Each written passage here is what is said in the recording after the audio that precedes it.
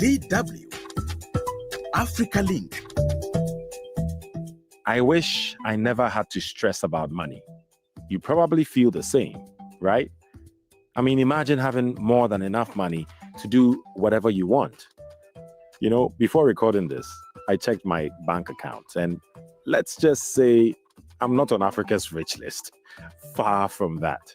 In a recent report by Oxfam, just 4 African billionaires hold more wealth than 750 million people. That's half the continent. And the wealthiest 1%, well, they own over 42% of Africa's total wealth. So what does that mean for everyday people like me? And how does a growing wealth gap impact democracy? That's what's coming up. I am Eddie Micah Jr., and you are welcome to Africa Link, the podcast connecting you to the stories that matter.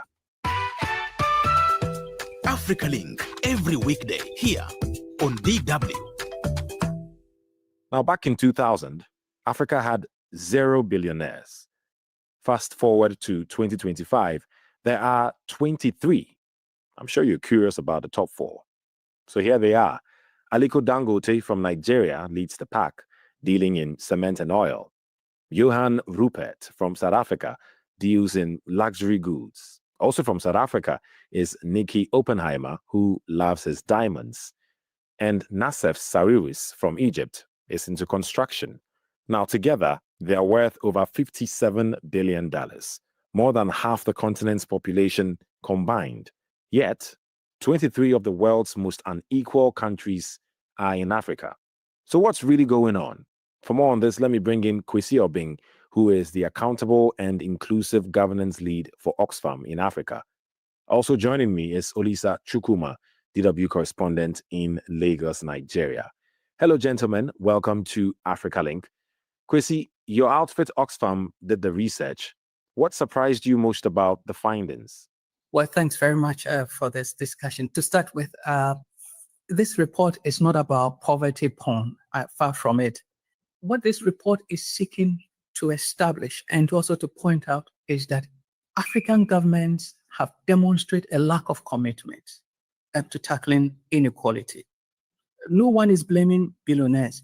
Essentially, 2 things. One is that, and I'll speak from another independent research, just to, again, broaden the context. Another independent research by Afrobarometer. They published a new report just this year, in which they asked African citizens, what they make of their government's approach to tackling inequality. Close to 80% felt that their governments were not doing enough to tackle inequality. Actually, less than 20% said their governments were doing well in tackling inequality. If you look at the numbers again, Africa is second only to Latin America in terms of regions where you have the highest levels of inequality. And thirdly, our commitment to reducing inequality indexed, of the 30 bottom countries, 25 of them, in terms of the numbers of when you take the 30 countries that fall at the bottom of the inequality index, 25 of them are African.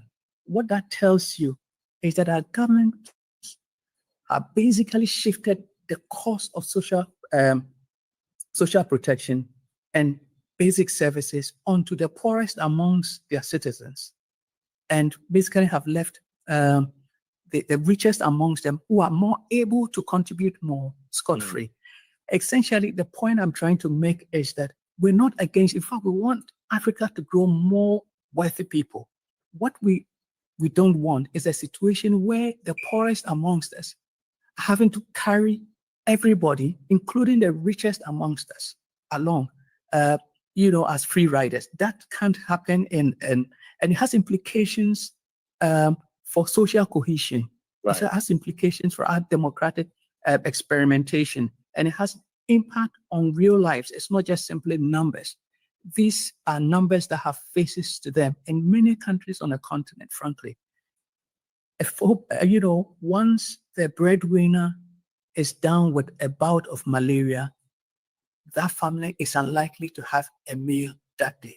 So let's talk about the real life consequences on the ground then? You're saying that these billionaires are obviously contributing to large inequalities in different African countries. How is it manifesting itself on the ground? There is a place and a role for the state. There's across the region, there is state, citizen compact, which is the national constitution. The state is responsible for its citizens, and the state therefore has a responsibility to put in place, for example, progressive tax systems that would allow and systems to seal loopholes, both national and also contribute to sealing international loopholes in terms of the tax architecture that would allow them to mobilize as much domestic resources as possible progressively to address issues of inequality. So that's one. Secondly, many of our tax reforms, as I indicated a while ago, are skewed in favor of the rich. What that simply means is that for the average worker, and in many African countries, close to 90% are operating in the informal sector. And aside the case of this woman, Abe Christine, who sells flour in Uganda. Well, according to the numbers, she pays close to 44% of her profits as tax, while some of the richest companies in Uganda pay less than 10% of their profits as tax. Now, what it simply means is that this woman who has zero safety net and no social protection is paying close to half of her profit in tax. Now, you can't build a viable society where the poorest among your people are given a free ride to the richest. Right. Ordinarily, a progressive tax system would ensure that the more capable contribute a decent share of their income into the provision of basic services like education, healthcare, and social protection. And I think COVID exposed the lack of, basic healthcare for many of our citizens, and also the fact that there's very little social protection measures to cushion the bottom 50% of our population. Got it. Thank you very much for really trying to put things into perspective for us, Kwesi. And I'm sure Lisa Chukwuma, our correspondent in Nigeria, you've been listening in. Nigeria has Africa's richest man. I don't even know if I have to mention his name because everyone knows when you say Nigeria and Africa's richest man, Aliko Dangote. He's worth what? More than $20 billion. So talking about inequality, Olisa, you've been digging into this, researching into this. How does it look like on the ground when you look at someone like Dangote making that much money and you look at many ordinary Nigerians? Well, it's quite visible, this inequality and this wealth gap, especially in a place like Nigeria, in a country like Nigeria, which is like West Africa's, commercial powerhouse. It's visible in the streets where, people can afford basic amenities like healthcare, transportation, and even in cities like Lagos. It means that even if you're going on a public transport, whether in your private car, if you manage to have one, or you're taking the public bus, you would basically might get shoved off the road if care is not taken by armed escorts of big SUV vehicle, in convoys, moving people who might not even be in government or might be, government officials. Ostensibly, you see that wealth gap, visible in your face. Sometimes it can be ostentatious, that's when they go to parties and places, the luxury, the clothes, the jewelry, the spending, the high-end taste for luxury goods amongst the wealthy. So and people can't even afford a daily meal. Yes, especially in a city like Lagos, where you have like this, this island and mainland gap.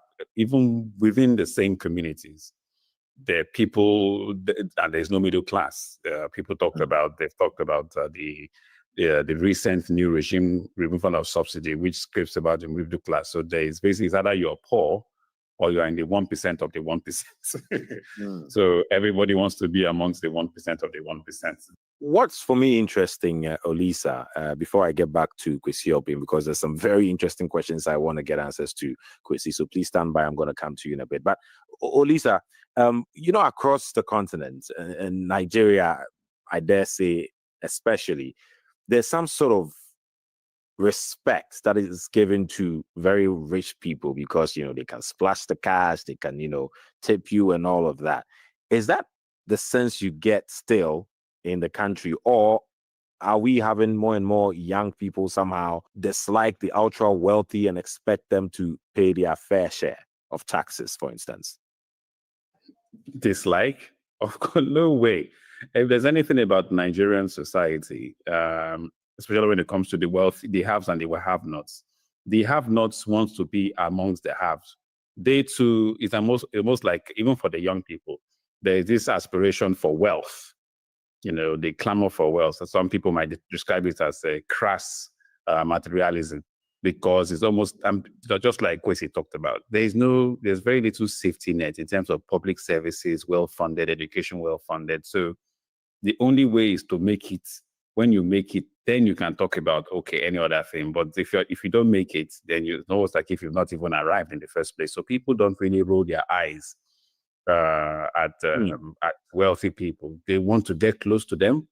They want to get money from them. They want to get contracts from them. They want to get favors from them, whether wealthy businessmen or, as the popular mantra of wealthy politicians, elected politicians in public offices who basically have all the cash to splash. So young people, there's this aspiration that you have to make it. And if this is the example that they are setting, then that example is all young people are going to follow. So they don't necessarily hit the rich.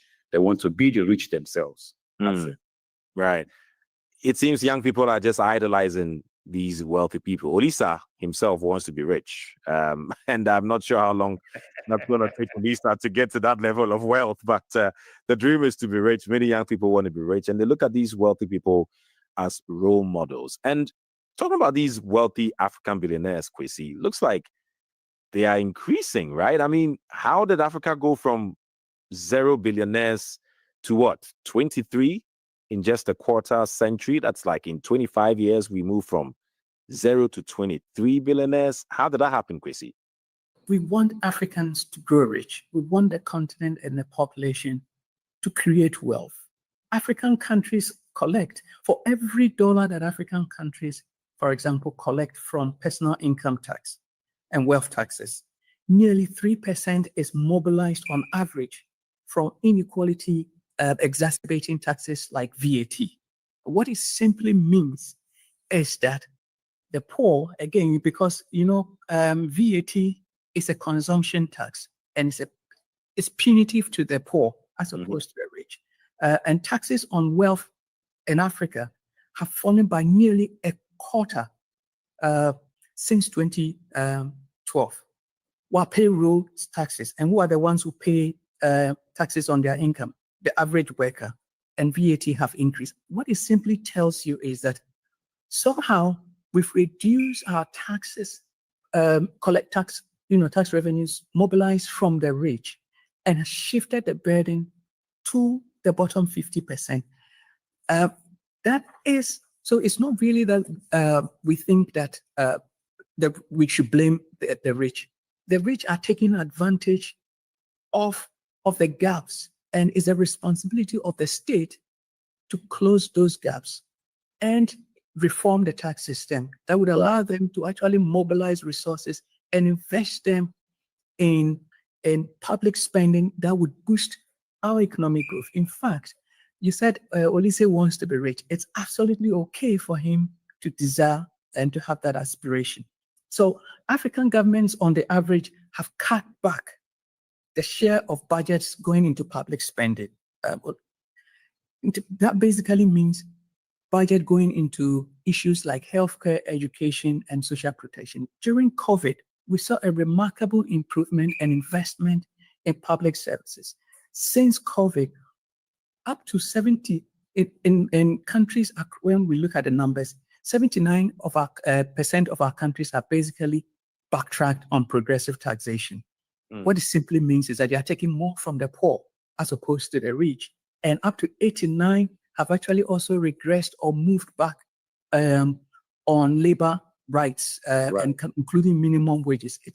It's incredible that, the wages that workers are paid, and who are the ones who create wealth in the first place? It's workers. It's the average person, right? I think you make a very valid point. I mean, bottom line is you believe that the government has a key role here to if you're making more money, then you pay a bit more so that those that are not well-to-do are not losing so much of the little money that they are making. And then those that are making a lot more money will contribute a bit more, their fair share. But you also talk about how this impacts democracy negatively. What did you mean by that, Kwesi? Well, thanks very much, Eddie.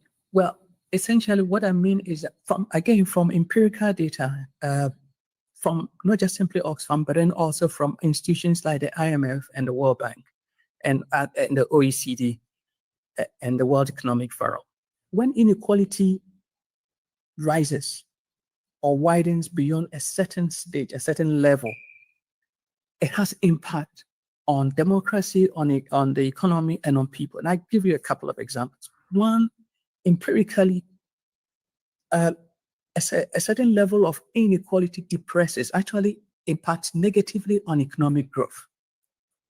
That's one of the reasons, that's one of them that impacts negatively on economic growth.